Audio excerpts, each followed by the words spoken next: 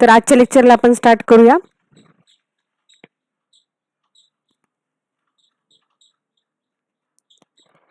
तर आजचा टॉपिक आहे रक्तपित्त.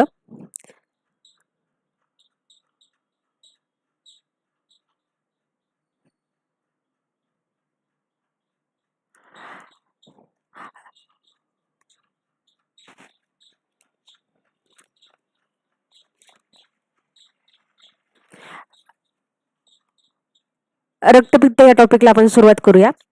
तर रक्तपित्त हा निदान स्थानातील चौथा अध्याय आहे, फोर्थ. ठीक आहे, सॉरी, चिकित्सा स्थानातील चौथा अध्याय आहे. आता तुम्ही सेकंड इयरला निदान स्थानामध्ये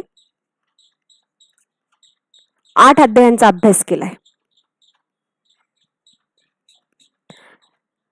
हे जे काही 8 अध्याय आहेत हे तुम्ही चिकित्सा स्थानामध्ये देखील शिकणार आहात.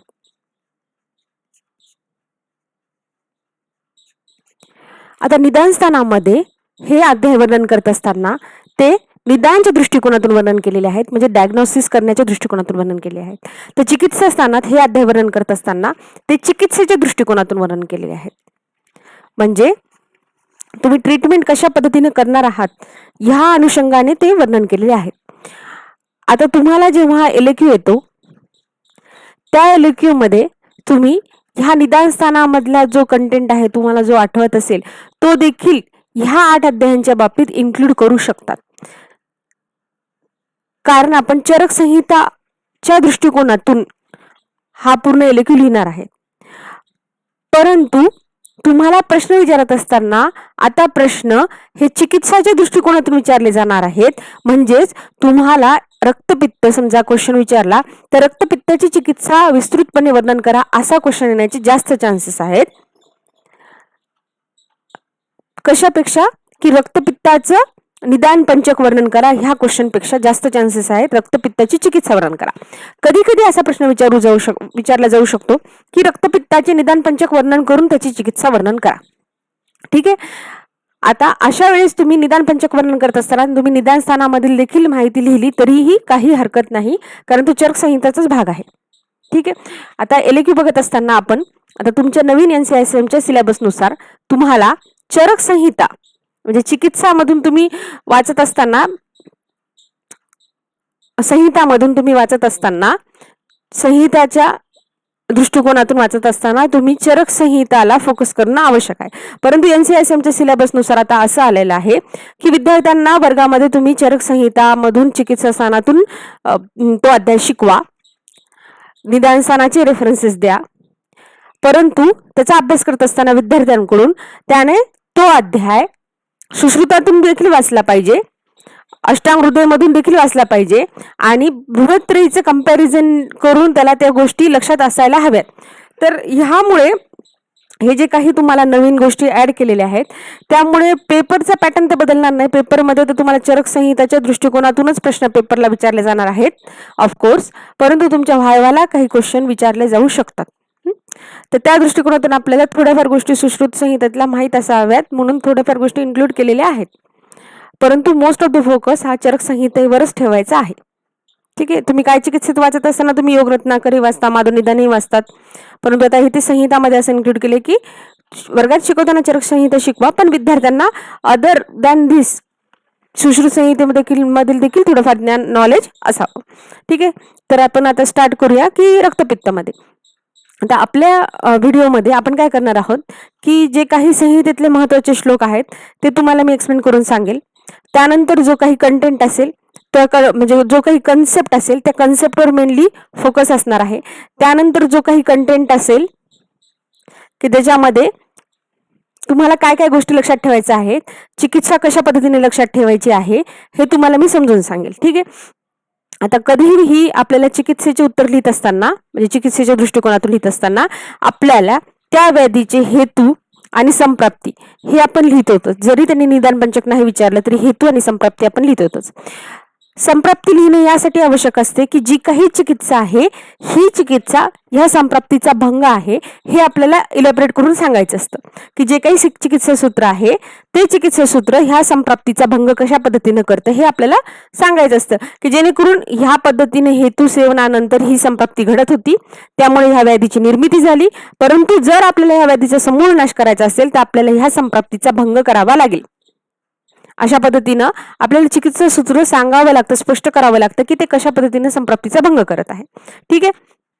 आणि त्यानंतर मग चिकित्सा सूत्र लिहिल्यानंतर मग आपल्याला की शोधनमध्ये आपण काय काय करणार आहोत, शमनमध्ये आपण काय काय करणार आहोत, आहारमध्ये आपण काय काय करणार आहोत आणि विहारमध्ये काय करणार आहोत, अशा पद्धतीने आपण मुद्दे मांडून ही चिकित्सा जी आहे ही स्पष्ट करू शकतो.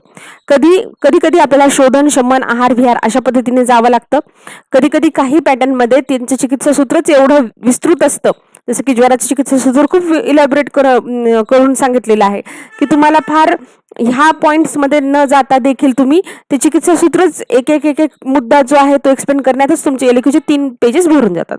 ठीक आहे. चलो आता स्टार्ट करूया आपण रक्तपित्त चॅप्टरला. तर रक्तपित्त, आता हा जो शब्द आहे रक्त आणि पित्त या 2 शब्दापासून बनलेला आहे, रक्त आणि पित्त. आता ह्यामध्ये आपण वाचलं की आपल्या लक्षात येतं की रक्त हे काय आहे, दुष्य आहे. रक्त हे काय आहे, दुष्य आहे, धातू आहे. बरोबर आहे की नाही. रक्त हे दुष्य आहे, धातू आहे आणि पित्त हे काय आहे, दोष आहे. पित्त हे काय आहे, दोष आहे.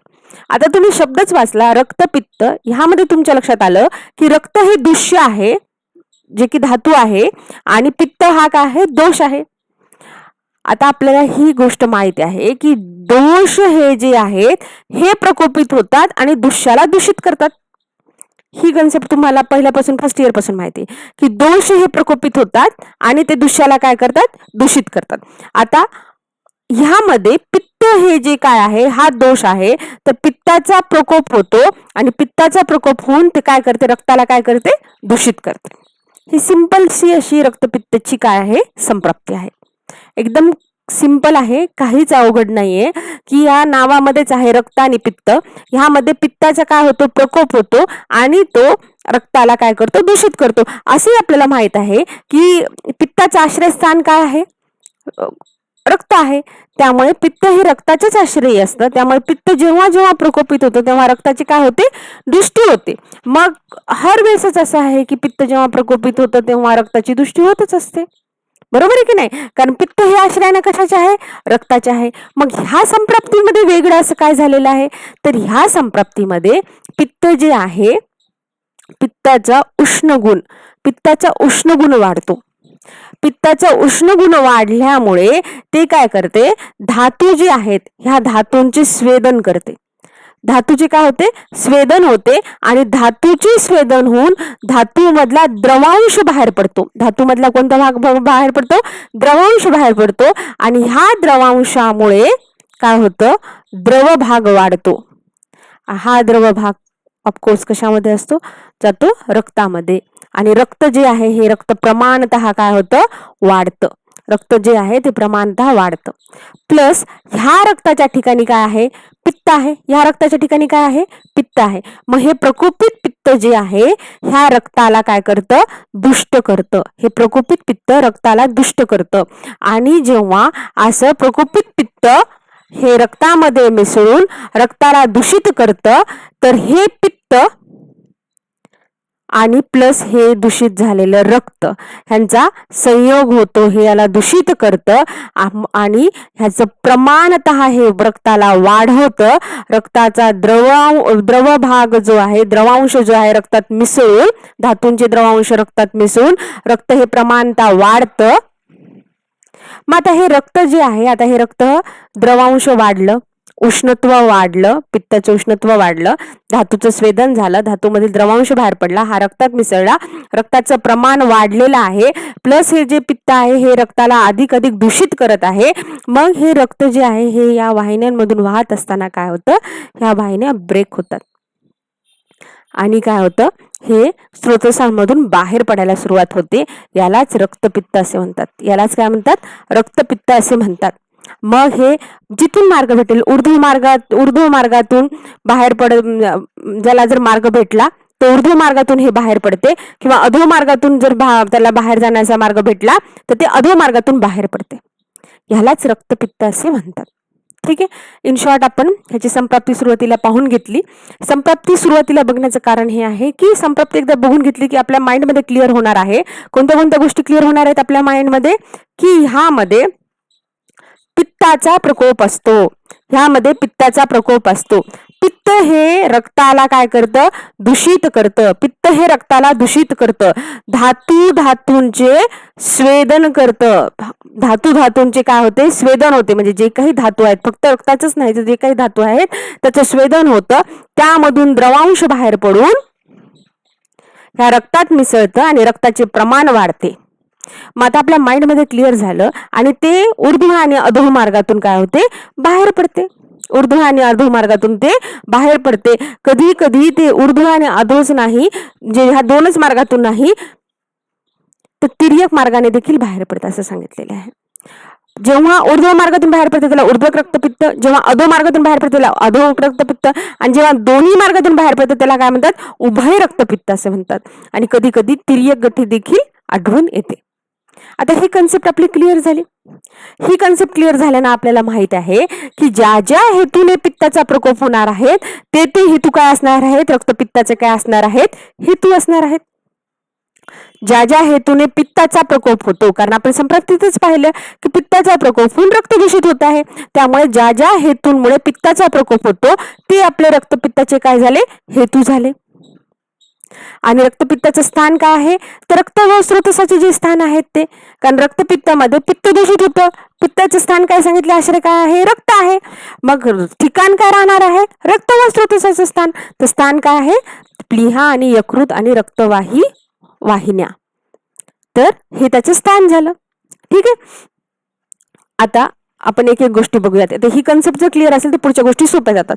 सगळ्यात पहिले संदर्भ, चरक निदान स्थान 2ऱ्या अध्यायात, चरक चिकित्सा 4थ्या अध्यायात, सुश्रुतांचंही सांगितलं त्यांनी उत्तर तंत्राच्या 45व्या अध्यायात, वाग्भट निदान 3 आणि वाग्भट चिकित्सा 2.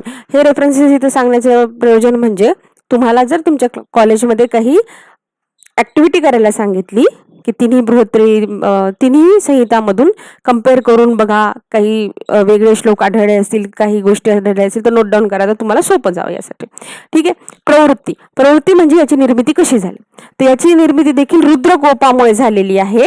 म्हणजे ज्या पद्धतीनं ज्वराची निर्मिती ही रुद्र प्रकोपातून होते त्याच पद्धतीनं रक्तपित्ताची पण निर्मिती ही रुद्र प्रकोपामुळे होते. ठीक आहे. त्यानंतर याचं महत्व सांगितलेलं आहे. महत्व असं आहे की हा महागद आहे, हा महावेगवान आहे आणि अग्निवत शीघ्रकारी म्हणजे अग्नीच्या प्रमाणे हा एकदम शीघ्र आहे, शीघ्र होणारा आहे. म्हणूनच त्याला महागद महावेग असं म्हटलेलं आहे. ठीक आहे. यामध्ये पित्त दोष आहे, पित्ताचा प्रकोप होतो. पित्ताचा प्रकोप होत असल्या कारणानं ते धातूचं स्वेदन होतं. आणि ह्या क्रिया ज्या आहेत म्हणजे इथून स्वेदन झाल्यानंतर द्रवांश बाहेर पडल्यानंतर रक्ताचा स्राव जो आहे तो ऊर्ध्व आणि अधो मार्गातून बाहेर पडतो. म्हणजेच इथे रक्त हे जीव आहे आणि जर रक्त अतिप्रमाणात शरीराच्या बाहेर पडलं तर जीवाला धोका होऊ शकतो. त्यामुळे त्याला काय म्हणतात की इथे ह्या प्रक्रिया देखील शीघ्र घडतात अग्नीच्या प्रमाणे, आणि चिकित्सा करण्यासाठी देखील हे आवश्यक आहे की आपल्याला शीघ्र चिकित्सा करावी लागते. त्यामुळं ह्याचं महत्व त्यांनी सांगितलेलं आहे की हा महागद आहे, महावेगवान आहे आणि अग्निवत शीघ्रकारी, अग्निप्रमाणे हा शीघ्र आहे. तर हा श्लोकाचे तुम्हाला रेफरन्सेस विचारला जाऊ शकतो की हा रेफरन्स कुठं आलेला आहे, तर हा रक्तपित्त अध्यायात आलेला आहे. त्यानंतर आपण स्थान पाहिलं, प्लीहा, यकृत, स्रोतस आणि रक्तवाही वाहिन्या. त्यानंतर व्याख्या एकदम सोपी आहे.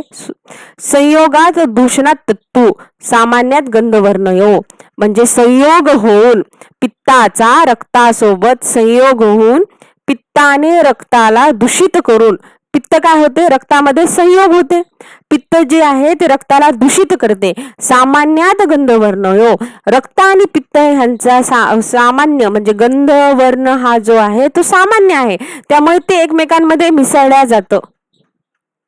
आणि रक्त जे आहे हे रक्त प्रमाणतः वाढते, यालाच रक्तपित्त असे म्हणतात. संयोगात मतलब पित्त जे आहे ते रक्तामध्ये संयोग पावते. दूषणात मतलब पित्त जे आहे ते रक्ताला दूषित करते आणि रक्ताप्रमाणेच गंधवर्ण असल्या कारणाने हे पित्त रक्तामध्ये मिसळल्या जातं आणि रक्त हे प्रमाणता वाढतं. यालाच रक्तपित्त असे म्हणतात. आता याचे हेतू बघूयात की सगळे पित्त प्रकोपक हेतू तसे उष्ण, तीक्ष्ण, आम्ल, कटू आणि लवण. म्हणजे उष्ण तीक्ष्ण द्रव्य आणि रस कोणते कोणते? आम्ल, कटू आणि लवण द्रव्य. घर्मश्च अन्न विदाहश्च मतलब आतप सेवन, त्यानंतर विदाही अन्नपान, आतप सेवन, विदाही अन्नपान. उष्ण अभितप्त हो अतिमात्रम मतलब बाहेरून उन्हामध्ये जास्त काळामध्ये फिरणं. हे घर्म जे आहे ना हे ग्रीष्म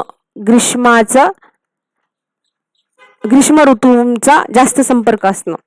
त्यानंतर विदाही अन्नपान. उष्ण अभितप्त मतलब उष्णाचं तुम्हाला जास्त संयोग झाला तर. आमपयः आमाची निर्मिती अधिक झाली तर. अशा गोष्टींमुळे रक्ताचं प्रमाण जे आहे हे अधिक प्रमाणात वाढते. आता हे रक्ताचं प्रमाण कसं वाढतं आपण संप्राप्ती पाहिलीच आहे की या हेतूमुळे पित्त काय होतो? प्रकोपित होतो. पित्त हे रक्ताला दूषित करतं आणि धातू मधला द्रवांश बाहेर पडतो. ही संप्राप्ती आपण पुढे बघणार आहोत.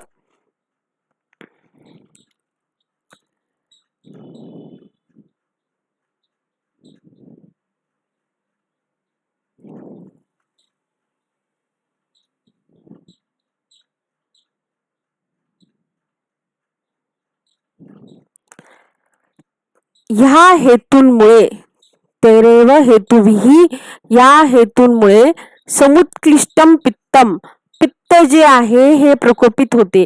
ह्या हेतूमुळे पित्त प्रकोपित होते आणि हे प्रकोपित पित्त जे आहे हे रक्तामध्ये मिसळते. हे प्रकोपित पित्त कुठे मिसळते? रक्तामध्ये मिसळते आणि आपण पहिलेच पाहिलं की हे रक्ताला काय करते? संयोग पावते आणि दूषित करते. तदयोनित्वात मतलब हे जे रक्त आहे याची आणि पित्ताची योनी समान असल्या कारणाने म्हणजे काय बघितलं आपण की त्याचा गंध वर्ण हे काय आहे? समान आहेत. हे समान असल्या कारणाने हे काय करतं? प्रपन्नमच वर्धते तत प्रदूषयत मतलब म्हणजेच ते रक्ताला दूषित करते आणि रक्ताला काय करते? वाढवते.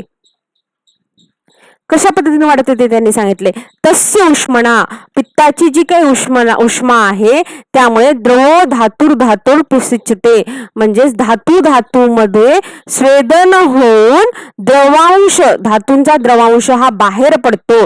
सिद्धतेन म्हणजे ह्याचे स्वेदन होऊन ह्याच्यामधून द्रवांश काय होतो? बाहेर पडतो आणि त्यामुळे काय होते? रक्ताची काय होते?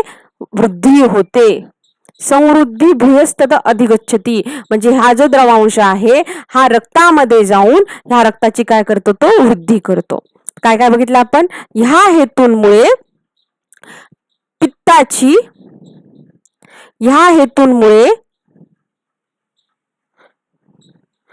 पित्ताची काय होते? वृद्धी होते. हे पित्त रक्तामध्ये मिसळून काय करते? हे रक्ताला दूषित करते आणि ह्यांची योनी समान असल्या कारणाने गंधवर्ण समान असल्या कारणाने ते रक्तामध्ये काय करते? वृद्धी आणते. पित्ताच्या उष्मणामुळे धातूंचे स्वेदन होते आणि हा जो काही द्रव धातू आहे हे यामधून प्रसिद्धते म्हणजे बाहेर पडतो, त्याचा स्राव बाहेर पडतो आणि हा स्राव रक्तामध्ये मिसळून त्याची काय करते? रक्ताची वृद्धी करते. म्हणजे थोडक्यामध्ये आपण पाहिलं होतं की हेतूच्या सेवनामुळे पित्ताची वृद्धी होते. पित्ताची वृद्धी झालेलं रक्ताच्या आश्रयानं रक्ताच्या ठिकाणी राहतं.